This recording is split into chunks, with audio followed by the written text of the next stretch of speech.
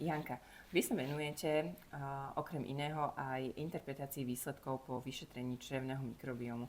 Prečo je podľa vás dôležité, aby pacient alebo klient, ktorý podstúpi toto vyšetrenie, si nechal svoje výsledky zinterpretovať odborníkom? Interpretácia vyšetrení mikrobiomu je veľmi dôležitá z viacerých dôvodov. Je to komplexný súbor.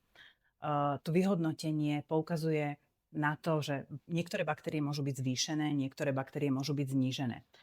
Ich funkcie vie vyhodnotiť odborník. To znamená, že bežný človek niekedy možno zle pochopí znížené pomery alebo zvýšené pomery, nevie, čo s čím súvisí, ktoré kmene navzájom pôsobia spolu. A práve preto je veľmi dôležité, aby odborník zohľadnil celkový zdravotný stav, životný štýl, stravovanie, spánok a všetky možné faktory, ktoré by mohli ovplyvňovať to zloženie mikrobiomu. Keď máte interpretáciu výsledkov s klientom, ako vlastne celý tento proces vyzerá? Ako to u vás prebieha? Pri interpretácii výsledkov mikrobiomu mi najprv klient musí poslať anamnestický dotazník. Ten anamnestický dotazník nám poukazuje o celkovom zdravotnom stave pacienta alebo klienta, o tom, aký má životný štýl, o tom, ako sa stravuje.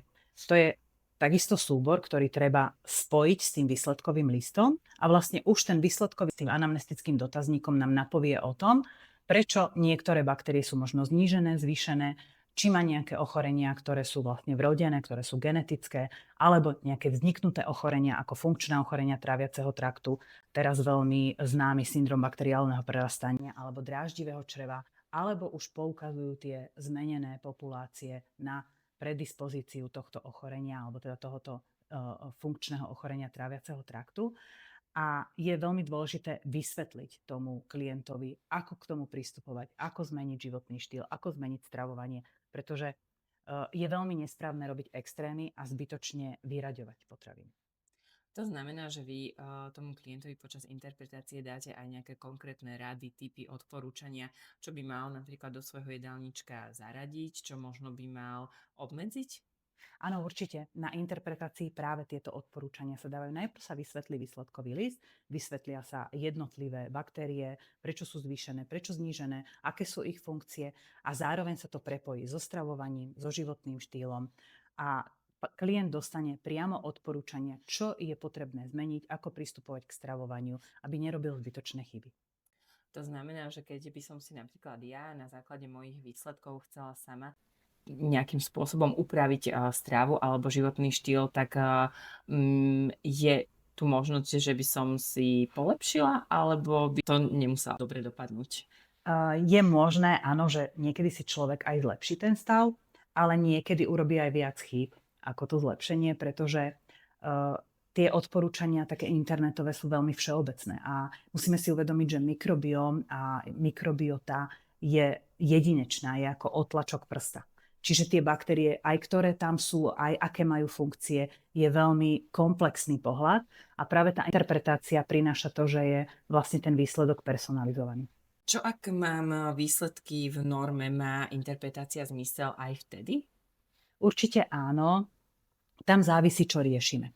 Ak máte nejaké vrodené ochorenia alebo nejakú predispozíciu na nejaký syndrom draždivého čreva, bakteriálneho prerastania, máte tráviace problémy alebo máte ochorenia štítnej žľazy alebo metabolický syndrom, tak má význam vyšetrenie mikrobiomu, lebo nám napovie, čo môžete zmeniť v stravovaní, ako môžete zmeniť životný štýl a teda dostanete odporúčania, ako tomu predchádzať. A samozrejme, ak sú výsledky v norme, norma znamená, že sú to základné hodnoty od do pre ideálneho človeka. Čiže tak ešte raz pripomeniem, že mikrobióm je ako tlačok prsta. Jeden výsledok u vás v norme môže byť v poriadku, vy sa môžete cítiť v poriadku a druhý človek môže mať v norme výsledok, ale môže mať napríklad už začínajúce tráviace problémy. Čiže vieme predchádzať tomu, že keď vlastne komplexne zhodnotíme aj ten životný štýl, aj to stravovanie, aj ten výsledkový list, tak vieme predchádzať tomu, že sa mu rozvinie napríklad ten problém. Čiže vie zmeniť to stravovanie, vie dostať odporúčania, ako ho zmeniť. A samozrejme stretla som sa už aj s tým, že niekedy ľudia zbytočne si dávajú doplnky stravy tabletkové, ktoré nekontrolujú obsah rôznych minerálnych látok a vitamínov v jednotlivých produktoch.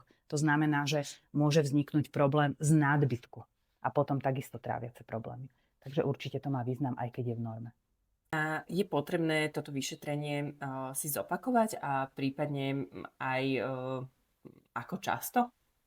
Určite áno, zase závisí od toho, čo riešime. Keď niekto len ako preventívne raz do roka si dá vyšetriť zloženie mikrobiomu, výsledok je uspokojivý, on sa cíti dobre po nejakých zmenách, tak je na ňom, či si dá opakovane vyšetriť mikrobióm v rámci prevencie, nie je to nič zlé. Ale keď niekto rieši problém, že už mal tie funkčné ochorenia tráviaceho traktu alebo naozaj nejaký metabolický syndrom, dostal odporúčania, tak v tom rozpätí 3 až 6 mesiacov trvá, keď mikrobióm sa dá postupne do poriadku. Čiže má význam po tomto období si urobiť opakované vyšetrenie, aby videl, či ten progres je alebo nie je. A stretli ste sa už aj vy s pacientom alebo s klientom, ktorý si napríklad opakovane dal spraviť toto vyšetrenie? Áno, určite máme takých a vždy bolo lepšie, môžem povedať. Len jeden jediný prípad bol, že bol zhoršený stav, ale zhodou okolností ten človek aj mal iné pridružené zdravotné problémy. Čiže krásne bolo vidieť na tom, ako ten mikrobióm vlastne poukazuje nám na celkový zdravotný stav. Aké máte vy od vašich klientov, ktorí k vám prídu, spätné väzby na interpretáciu a vlastne na tie rady a odporúčania, ktoré od vás dostali?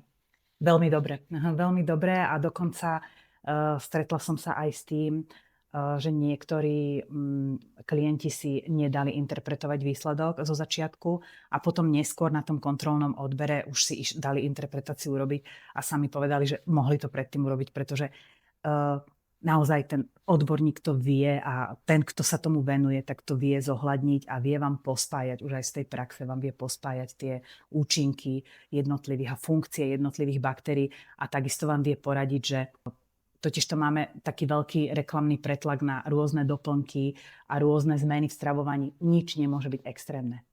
To si musíme uvedomiť, že my musíme ísť pomaly na tú zmenu a toto často robia ľudia chyby. Asi je ale dôležité, aby ten človek konkrétny, ktorého sa to týka, bol ochotný sa týmito odporúčaniami aj riadiť.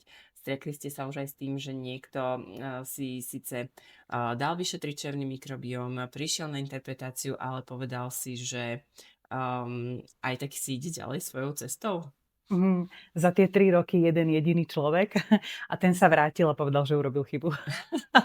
Takže môžem povedať, že je to také skôr pozitívne, je to veľmi príjemné a týchto syndromov bakteriálneho prerastania alebo funkčných ochorení tráviaceho traktu je celkom dobré vidieť ako keby zmeny, ktoré sú v mikrobiome alebo pri zápalových ochoreniach čriev, tak krásne to poukazuje na tie zmeny. Samozrejme, je potrebná diagnostika lekárom, toto je len taký pomocný nástroj, ale veľmi veľa to ukáže.